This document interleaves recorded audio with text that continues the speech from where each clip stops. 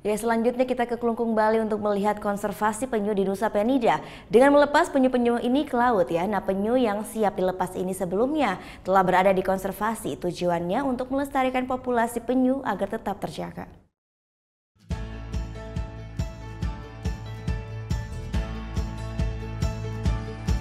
Penyu jenis olive, penyu sisik, serta penyu hijau. Berbagai jenis penyu yang dirawat ini ada di konservasi penyu Nusa Penida, Bali. Penyu-penyu yang dirawat di konservasi didapat pengelola dari sepanjang pantai Gamat Bay dan Pulau Nusa Ceningan. Selama 4 tahun terakhir, pihak konservasi terus melepas liarkan penyu ke laut lepas setiap minggunya. Para wisatawan pun menyambut positif kegiatan ini. Oh, it's brilliant, excellent, really good. It's very important. Perburuan penyu secara liar menjadi masalah utama yang dihadapi pengelola konservasi. Ya seperti penyu ini kan sekarang udah langka kan begitu. Nah, dalam artian kita punya misi itu untuk kedepannya gimana penyu-penyu ini supaya bisa bertahan hidup lebih lama.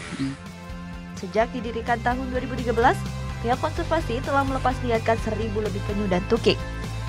Surya Sanjaya melaporkan untuk NET. Thank you.